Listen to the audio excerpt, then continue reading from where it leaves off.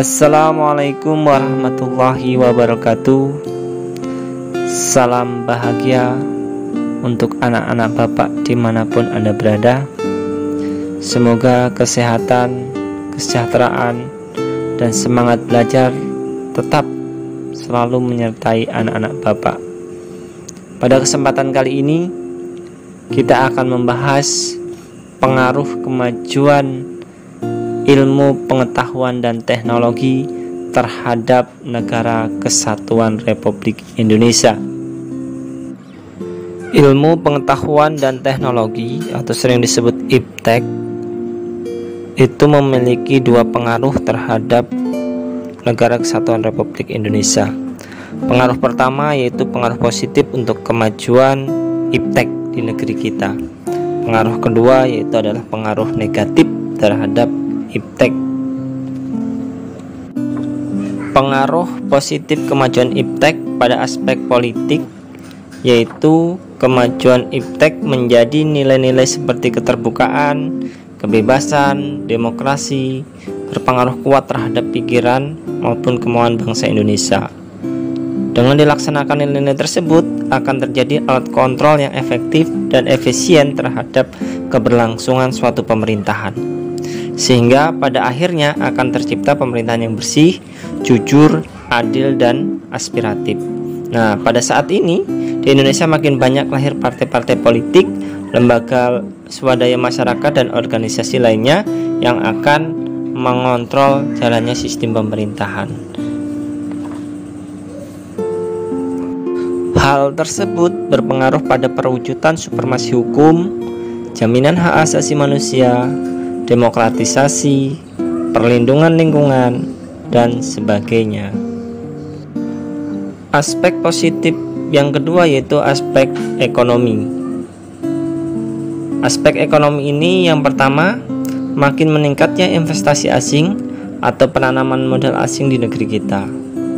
Yang kedua, makin terbuka pasar internasional bagi hasil produksi dalam negeri. Yang ketiga, mendorong para pengusaha untuk meningkatkan efisiensi dan menghilangkan biaya tinggi. Yang keempat, meningkatkan kesempatan kerja dan devisa negara. Yang kelima, meningkatkan kemakmuran masyarakat. Yang keenam, menyediakan dana tambahan untuk pembangunan ekonomi. Aspek positif berikutnya yaitu aspek sosial budaya. Kemajuan teknologi informasi yang ditandai dengan munculnya internet dan makin canggihnya alat-alat komunikasi secara langsung telah mempermudah kita untuk memperoleh informasi dari belahan bumi lainnya, sehingga kita secara tidak langsung telah melakukan proses informasi ilmu yang sangat bermanfaat untuk kita.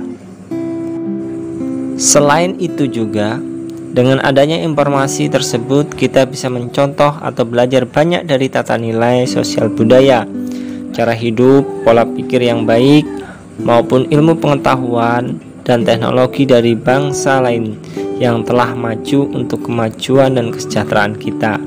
Misalnya, kita bisa mencontoh etos kerja dan semangat kerja keras yang ditampilkan oleh orang lain untuk kita terapkan dalam kehidupan kita.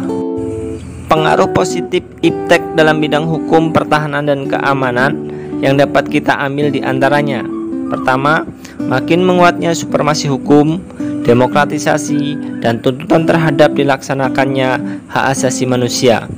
Yang kedua, menguatnya regulasi hukum dan pembuatan peraturan perundang-undangan yang memihak dan bermanfaat untuk kepentingan rakyat banyak. Yang ketiga, makin menguatnya tuntutan terhadap tugas-tugas penegak hukum, polisi, jaksa, dan hakim yang lebih profesional, transparan, dan dapat dipertanggungjawabkan. Yang keempat, menguatnya supremasi sipil dengan mendudukkan tentara dan polisi sebatas penjaga keamanan, kedaulatan, dan ketertiban negara. Demikian tadi pengaruh positif IPTEK terhadap Negara Kesatuan Republik Indonesia. Berikutnya kita akan membahas pengaruh negatif IPTEK terhadap kehidupan Negara Kesatuan Republik Indonesia. Pengaruh negatif IPTEK bagi kehidupan. Ada beberapa aspek, diantaranya adalah aspek politik. Kemajuan IPTEK melalui globalisasi sementara telah mampu meyakinkan sebagai masyarakat Indonesia bahwa liberalisme dapat membawa manusia ke arah kemajuan dan kemakmuran. Hal ini mempengaruhi pikiran mereka untuk berpaling dari ideologi Pancasila dan mencari alternatif ideologi lain seperti halnya liberalisme.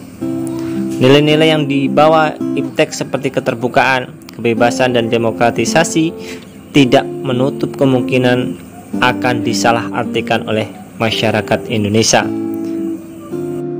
Akibatnya, jika hal tersebut terjadi, akan menimbulkan terganggunya stabilitas politik nasional seiring dengan terjadinya tindakan-tindakan anarki sebagai reaksi terhadap sikap pemerintah yang menurut mereka tidak terbuka, tidak memberikan kebebasan dan tidak demokratis kepada rakyatnya.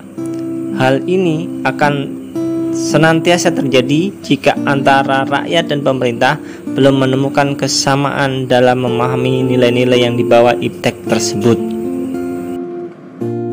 Dampak negatif pada aspek ekonomi. Kemajuan IPTEK memberikan pengaruh negatif terhadap kehidupan ekonomi sebagai berikut. Yang pertama, Indonesia akan dibanjiri oleh barang-barang dari luar negeri seiring dengan adanya perdagangan bebas yang tidak mengenal adanya batas-batas negara. Hal ini mengakibatkan makin terdesaknya barang-barang lokal, terutama yang tradisional, karena kalah bersaing dengan barang-barang luar negeri. Yang kedua, cepat atau lambat perekonomian negara kita akan dikuasai oleh pihak asing, seiring dengan makin mudahnya orang asing menanamkan modalnya di Indonesia, yang pada akhirnya mereka dapat mendikte atau menekan pemerintah atau bangsa kita. Dengan demikian, bangsa kita akan dijajah secara ekonomi oleh negara investor. Yang ketiga, akan timbul kesenjangan sosial yang tajam sebagai akibat dari adanya persaingan bebas. Yang keempat, pemerintah hanya sebagai regulator pengaturan ekonomi, yang mekanismenya akan ditentukan oleh pasar. Yang kelima, sektor-sektor ekonomi rakyat yang diberikan subsidi semakin berkurang, koperasi makin sulit berkembang, dan penyerapan tenaga kerja dengan pola padat karya makin ditinggalkan. Aspek sosial budaya. Kemajuan IPTEK dapat melahirkan pengaruh negatif bagi perilaku masyarakat. Di antaranya yaitu munculnya gaya hidup konsumtif dan selalu mengonsumsi barang-barang dari luar negeri. Yang kedua, munculnya sifat hedonisme, yaitu kenikmatan pribadi dianggap sebagai suatu nilai hidup yang tinggi. Yang ketiga, adanya sikap individualisme, yaitu sikap yang selalu mementingkan diri sendiri serta memandang orang lain itu tidak ada dan tidak bermakna. Yang keempat, mengakibatkan kesenjangan sosial yang semakin tajam antara yang kaya dan miskin. Yang kelima, munculnya gejala westernisasi, yaitu gaya hidup yang selalu berorientasi kepada budaya barat tanpa diseleksi terlebih dahulu. Yang keenam, makin memudarnya semangat gotong royong, solidaritas, kepedulian, dan kesetiakawanan sosial. Yang ketujuh, makin lunturnya nilai-nilai keagamaan dalam kehidupan bermasyarakat. Aspek negatif dalam bidang hukum, pertahanan, dan keamanan. Dampak negatif yang timbul dari kemajuan IPTEK dalam aspek ini antara lain akan menimbulkan tindakan anarkis dari masyarakat yang dapat mengganggu stabilitas nasional, ketahanan nasional, bahkan persatuan dan kesatuan bangsa. Selain itu, peran masyarakat dalam menjaga keamanan, ketertiban, dan kedaulatan negara semakin berkurang. Tanggung jawab dalam pengembangan IPTEK. Bagaimanapun juga, manusia hidup di dunia ini tidak dapat melepaskan diri dari kemajuan IPTEK. Dengan IPTEK, hidup manusia akan dipermudah. Agar tidak menimbulkan permasalahan dan dampak negatif, manusia perlu memiliki tanggung jawab etis di dalam mengembangkan dan menerapkan IPTEK. Bagi bangsa Indonesia, di dalam mengembangkan dan menerapkan IPTEK perlu mengingat landasan idealnya, yaitu Pancasila, dan landasan konstitusionalnya, yaitu Undang-Undang Dasar Negara Republik Indonesia tahun 1945. Dalam kaitannya dengan Pancasila, terutama sila ketuhanan yang Maha Esa, sebenarnya telah memberikan peringatan kepada kita bahwa semua ilmu yang ada di dunia berasal dari Tuhan. Alam semesta ini adalah objek kajian ilmu pengetahuan. Sementara itu, Undang-Undang Dasar Negara Republik Indonesia tahun 1945 mengamanatkan bahwa tujuan nasional antara lain untuk memajukan kesejahteraan umum dan mencerdaskan kehidupan bangsa. Nah, disinilah tanggung jawab kita bersama mengenai IPTEK ini. Jadikan IPTEK itu sebagai pemersatu bangsa, sebagai kemajuan bangsa, bukan sebagai pemecah belah bangsa. Nah, mudah-mudahan anak-anak Bapak bisa memahami apa yang sudah Bapak jelaskan, dan Bapak mohon maaf ketika ada salah kata atau silaf kata. Bapak akhiri, Assalamualaikum warahmatullahi wabarakatuh.